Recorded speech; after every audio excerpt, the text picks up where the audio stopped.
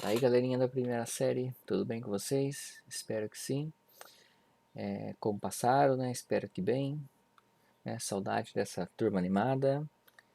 Hoje vamos dar continuidade, né? Que a gente estava na aula passada, né? Falando das mudanças e de estilos artísticos. E agora a gente vai falar sobre, né?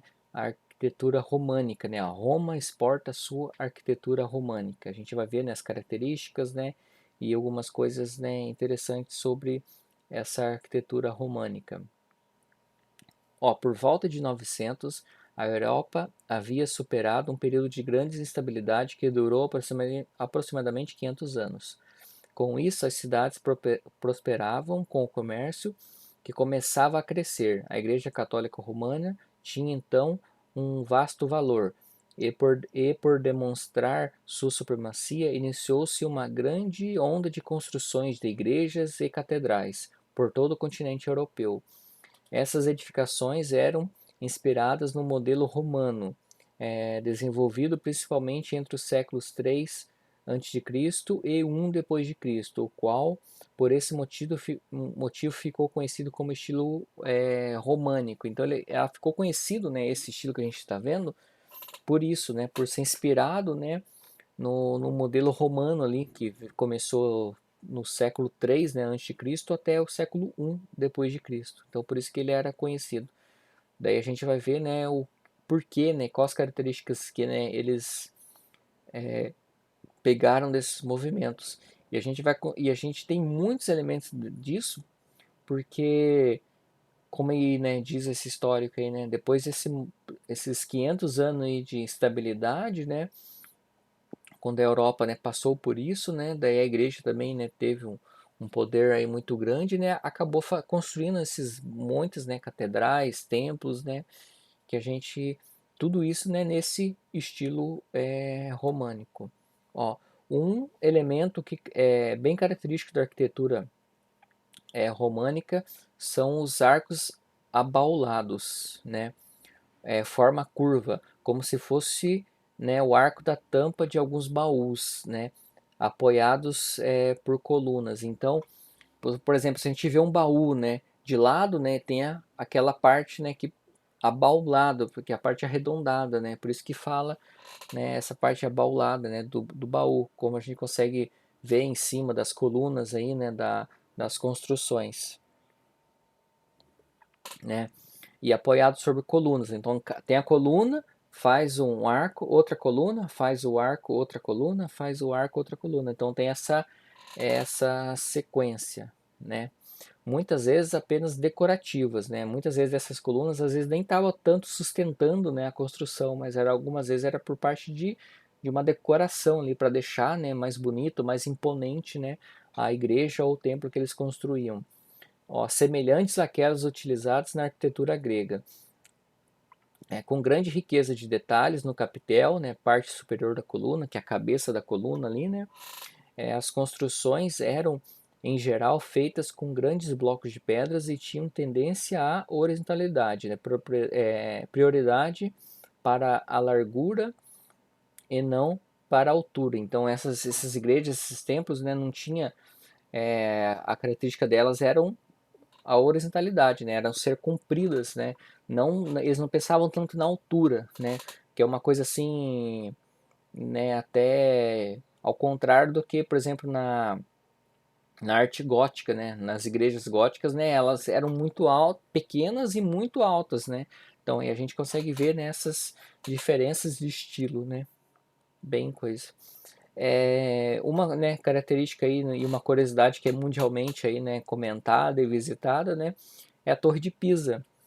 Ela é o campanário, né, a torre do sino da catedral da cidade de Pisa, na Itália, que tem 56 metros de altura, equivalente a um prédio de 18 andares, e demorou 177 anos para ser finalizada.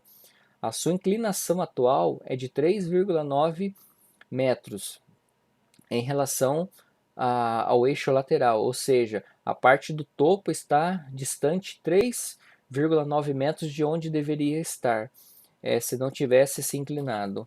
E isso já preocupou muita gente.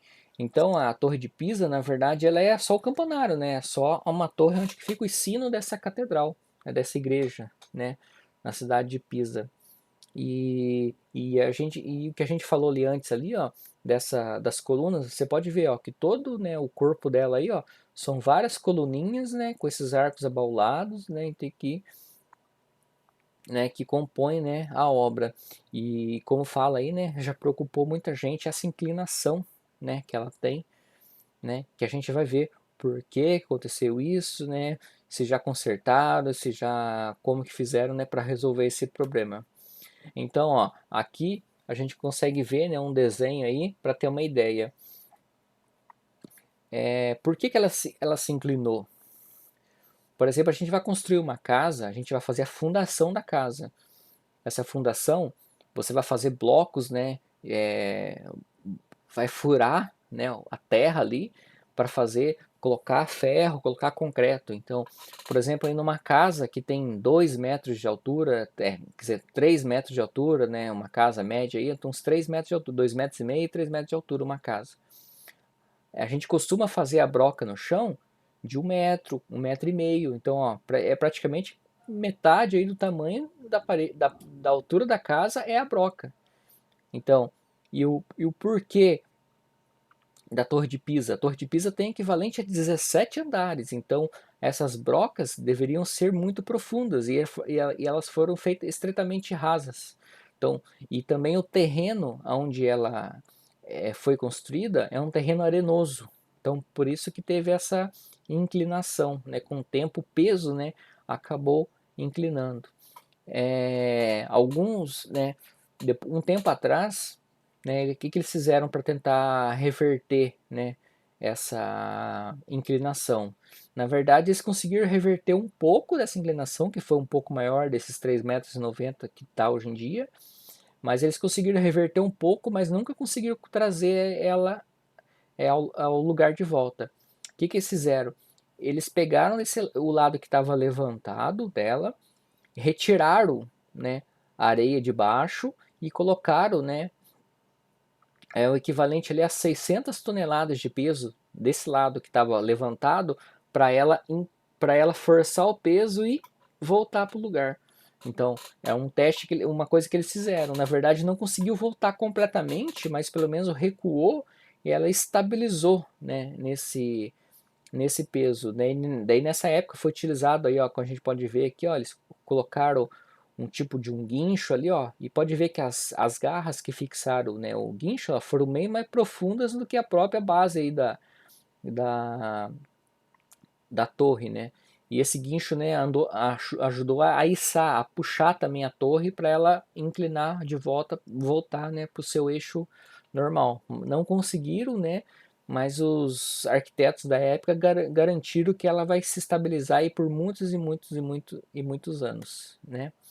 Ó, outra característica importante do estilo românico, do qual a Torre de Pisa é um dos mais perfeitos exemplos, é o uso de elementos repetitivos que ajuda a criar sensação de ritmo, movimento, harmonia e unidade. A repetição de um elemento tende a criar um padrão, uma textura visual, isso é, uma disposição visual que dá a impressão de uma trama um arranjo. Os elementos podem ser unitários ou formar um conjunto de várias peças, constituindo o que chamamos de motivo.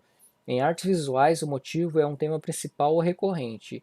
Os motivos podem ser copiados e dispostos em várias instâncias para criar o efeito desejado, como repetição, ritmo ou padrão. Então, a Torre de Pisa aí, né, é um dos principais ali, mais perfeitos exemplos disso, né? Como a gente conseguiu, né, observar aqui, ó, na torre, a repetição das colunas em volta da torre, né, todas padronizadas, todos do mesmo tamanho, né, então isso dá uma sensação de movimento, né, de harmonia, né, você pode ver ali que todos os andares dela ali, né, nessas partes, né, tem ali a mesma proporção e medida, então isso dá essa ideia de movimento, né, então mostra bastante isso, né, e na arte, né, quando a gente usa isso, né, uma repetição de algum objeto, a repetição de alguma figura, né, se chama de motivo, né? Uma coisa que a gente vai ver aqui também, ó, por exemplo, em outras coisas, não somente na arquitetura. Aqui a gente tem uma tela do Escher, né? E o que a gente consegue observar aí? Ó? Ele fez a repetição.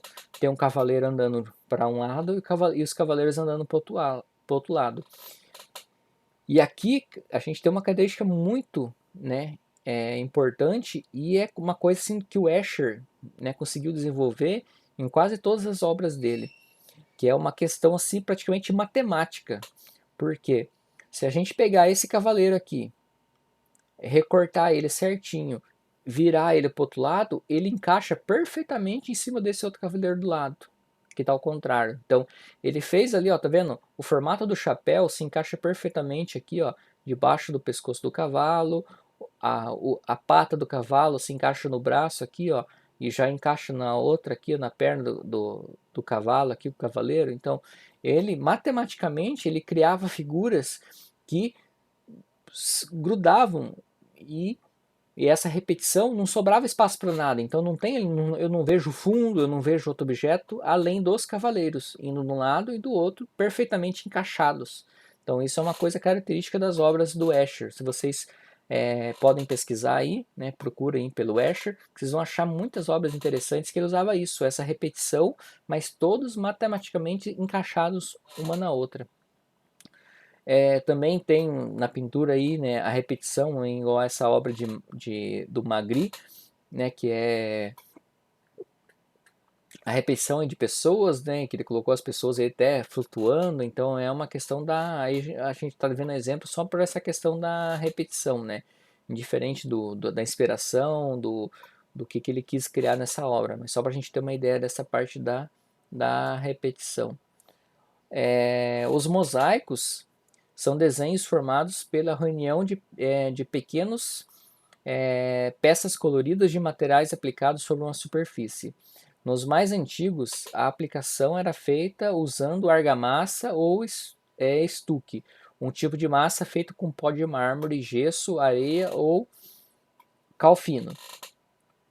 Sua origem remonta de 3.000 anos antes de Cristo, quando eram utilizados pelos sumérios, porém foram os romanos que refinaram a técnica, empregando pequenos cubos de pedra ou vidro colorido chamadas tesselas. Então, aqui, né, dessa questão de repetição que a gente viu antes, mas também tem essa parte do mosaico, né, que é a composição de vários pequenos, né, objetos ali para a criação de uma figura, né, a junção, né?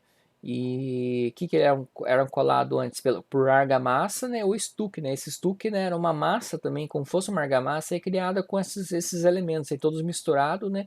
E misturado com água ali, ó, mármore, gesso, areia, né? Fazendo isso, ou colavam, né, com o próprio cal, gesso, né?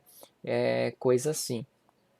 E a origem desse estilo, né, artístico aí se remonta já de 3.000 anos antes de Cristo, mas foram ali né, com o passar do tempo aí que né, foi refinado pelos romanos, né, que eles usavam, né, para fazer ali, né, pequenas pedrinhas coloridas, vidro colorido, até tem algumas desses mosaicos que tem partes douradas. O que eles faziam? Eles colocavam uma pequena folha de ouro entre dois vidros e prensavam esses vidros, né, para colar essa folha de ouro dentro e colocavam essas pedrinhas, esses pedacinhos de vidro com a coisa. Então também, né, o utilizado aí nesse estilo. Então ele foi refinado. Ó, os mosaicos foram utilizados na Roma antiga para revestir o pavimento das ruas e adornar paredes. Então eles usavam tanto para decorar as paredes, também como, né, na calçadas e na pavimentação das ruas. Como a gente consegue, por exemplo, ver em algumas calçadas da cidade, aqueles desenhos que eles fazem, né, com pedrinhas pretas e brancas, né? É um mosaico, porque são várias pedrinhas que formam, né, alguns desenhos. Em alguns lugares onde a pintura ou os afrescos poderiam sofrer deterioração, como fontes e locais de lazer exteriores. Então, eles usavam os mosaicos em locais abertos, onde eles, né, sabiam que se eles fizessem uma pintura, ou fizesse, né, alguma coisa assim, um afresco, com o passar do tempo, né, a luz, chuva, essas coisas, ia fazer apagar e desgastar, né? Então, por isso que ele, nessas partes abertas, eles faziam com o mosaico. Ó, nos mosaicos medievais, as tesselas, né, essas pequenas plaquinhas aí que eles criavam, né, pedrinhas, eram aplicadas sobre cimento molhado ou gesso, e por muitas vezes tinham uma forma arredondada. Haviam também tesselas de ouro em estilo bizantino, que eram conseguidas por meio da prensagem, né, como eu falei ali, ó, de folha de ouro entre dois pedaços de vidro. Atualmente, além dos materiais tradicionais, os mosaicos são criados com uma grande variedade de outros materiais, muitos deles recicláveis, como tampa de garrafa, lantejola, semente, botões, entre outros. Então, a gente consegue criar um mosaico, né, com tudo isso, né, hoje em dia. Mas antes, né, então eles faziam isso aí com esse vidro prensado, né, com ouro dentro, com outras pedrinhas, né, materiais que eles acabavam encontrando na época. E hoje em dia a gente pode usar de tudo, né, para fazer. Aqui a gente tem dois exemplos, né, que faz parte, né?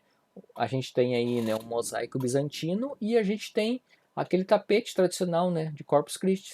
É o mosaico, porque ali é a junção de pequenos fragmentos, o pó de serra, né, que acabam é um dos mais usados, mas também podem muitas pessoas criam com tampinhas, criam com outros materiais também, além com feijão, com muita coisa. Então é o mesmo conceito, né? A junção de pequenos fragmentos até compor, né, essa obra. Então, com isso, né, a gente finaliza a nossa aula de hoje e na próxima aula a gente dá continuidade ao assunto. Beleza, galera? Até mais. Tchau, tchau.